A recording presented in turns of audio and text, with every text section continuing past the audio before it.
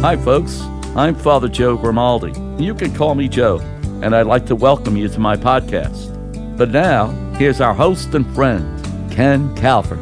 Hi, everybody. It's Ken Calvert, and welcome to the Father Joe podcast. It's Ken Calvert alongside my dear friend, Father Joe Grimaldi. Today, we are going to talk about the feast. Am I saying that correctly? Correct. Is it the feast of Solemnity. It's a solemnity. And it's Corpus Christi. Yes, exactly. Better known today, of course, as the body and blood of Christ. Mm-hmm. But Corpus Christi has a much more, how should I put it, good sound about it, huh? It does. Body and blood of Christ seems to make it too common, if you want. Does corpus in Latin or? Corpus means body, and Okay. Christi means of Christ. Could you say a Latin Mass today? Yeah. I just happened to think of that real Yeah. quickly. Okay. All right. So Corpus Christi, the way I understand it with you in our various podcasts, the most important part of the Mass, and everybody should realize that, is the Eucharist, the body and blood of Christ. Correct. So Corpus Christi, it's got to be a big feast. It is a big feast. Throughout Europe and South America, for example, it is marked by processions, long processions. The Holy Father usually goes from St. Peter's Basilica to the Lateran Church in Rome, and he usually goes in a Pope-mobile or whatever, but he does the procession with the monstrance that holds the sacred host, the body and blood of Christ. You know, it's a very important feast because it really revolves around the presence, the real presence of Jesus in the church, in our tabernacles, in the world.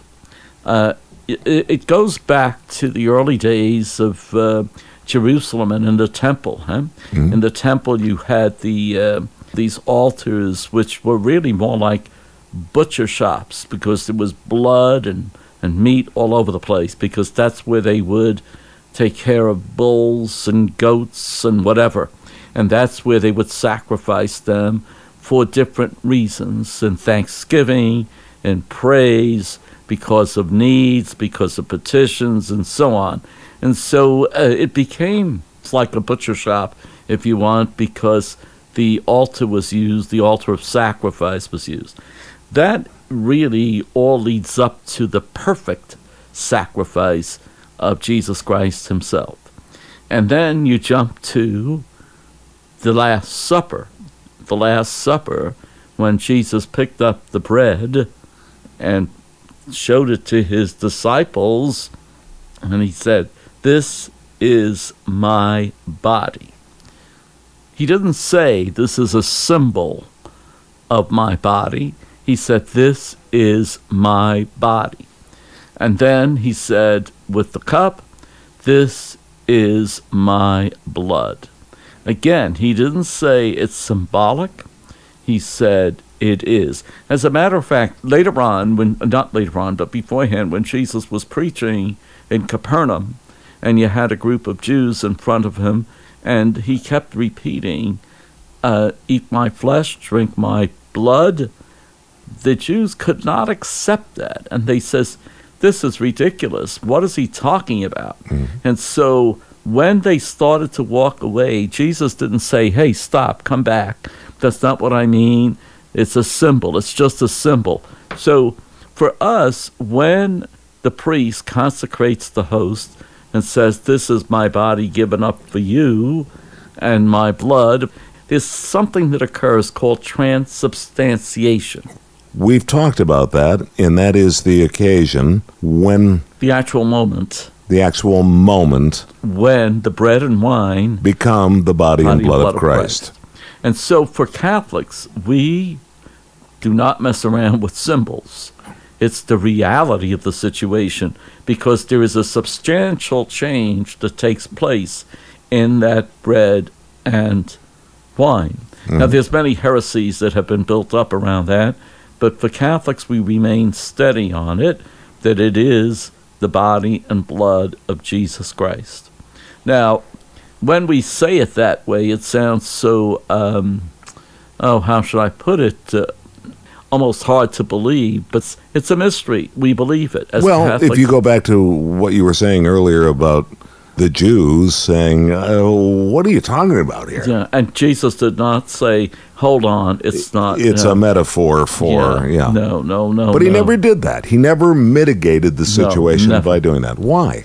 Why? Because I'm asking you to be Jesus Christ at this point, Gabe. well, basically what Jesus wanted to say to us, to you and me, I will be with you always, even to the end of time.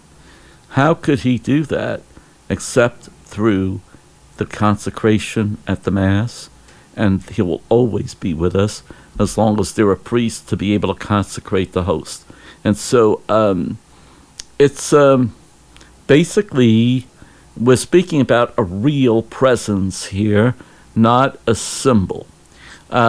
If you want to use the word symbol in quotes, maybe, because, well, it's bread and wine. It looks like bread and wine, but it's not bread and wine. It's the body and blood of Christ. But so it's a symbol and a sacrifice. Basically, what happens on the altar in the Catholic Church is a representation, not a representation, but a representation of the bloody sacrifice, but in an unbloody manner, so that the sacrifice of old, with the recollection, by the way, of the bloody sacrifice. Of course. Okay. And so this is what happens. I'm starting to learn this. I'm getting this now. You're wonderful. But it really does. It does. Pardon my laughter. I'm laughing at myself. No, but anyway, all I'm saying, basically it's the real presence that we celebrate on this feast of Corpus Christi. And as I say, it is such a festive feast that throughout Europe and South America in particular, there are tremendous processions, and it's a real joyous day because we're celebrating. You don't have to wonder if this church, Catholic Church, will ever have Jesus in it. It has Jesus. As long as he's there, he's there. You're right. And so we have to accept that. All right, so now if I'm a Catholic priest, yes, that's a stretch, by the way. No, not at all. Lightning bolts again. Here's the situation. I'm going to go up during my homily and say, testing 1 2 1 2 1 2. Hey guys, here's why we've assembled and why the Corpus Christi feast is so important. We go through the segments of the Mass, and we do it each and every week for you. But that one section that I'm about to head over to, that's the Corpus Christi. Pay attention. Understand what I'm saying. Now you're going to see how it works in real time. How do you like that? Well, it's pretty clear. What did you think? I mean, why can't I do it that way? Nothing says you can't. Okay, but you wouldn't, would you? I don't know. I don't know how the people would react. It'd be interesting to see. We tend to make the Mass a routine. By timeline, I think. You realize, okay, we're about 20 minutes into it. Here comes the Eucharist. This is really important.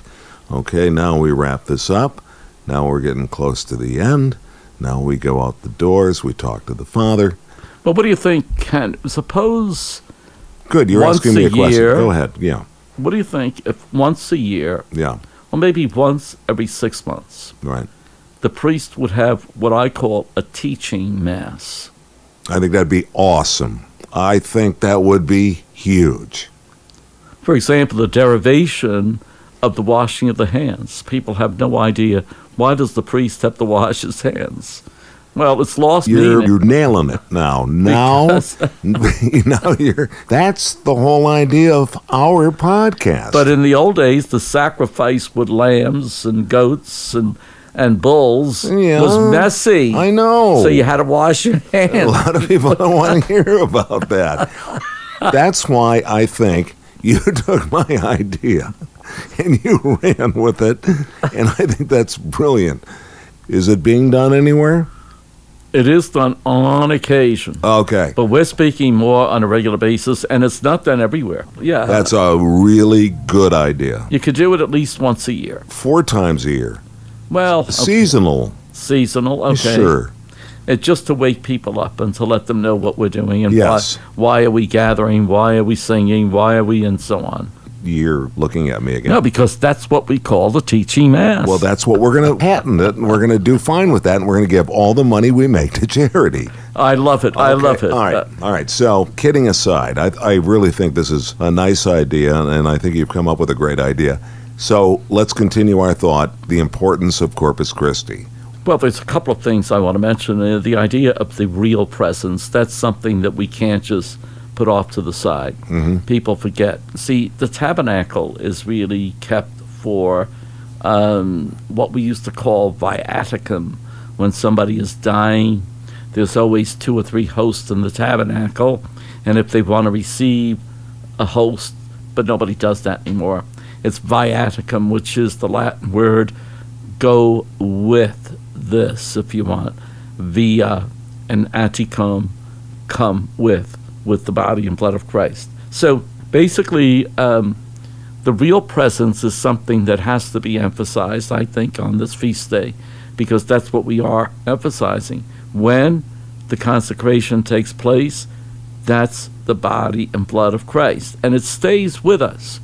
We always keep a couple of hosts in the tabernacle so people could stop in during the day and they can sit down and pray before the Blessed Sacrament, and so that the real presence is there. Now, I always say this, that this is all well and good, except if we don't leave the church renewed and becoming better people because of receiving the Eucharist, we're losing out. And so once we leave the church, we present who we are, because we've been nourished by Christ, to the general public, so that they could see us and say, see, that's what a Catholic does. That's what a Christian does. This is the way he communicates. How many people do you think realize that this is the Feast of the Corpus Christi? Well, anybody that goes to Mass on a regular basis knows that. There's, for example, last week was the Feast of the Trinity. Well, again, they knew it because they go to Mass weekly. That's what happens this time of year, and Corpus Christi falls usually around June. So people do know, believe it or not, those who go to church. Otherwise, they're not going to know, okay, unless they read the bulletin. The bulletin, of course, has featured Corpus Christi. I mean, I'm talking about people that go every Sunday. If you were to put feast days in order throughout the year, where would you put the Feast of the Corpus Christi?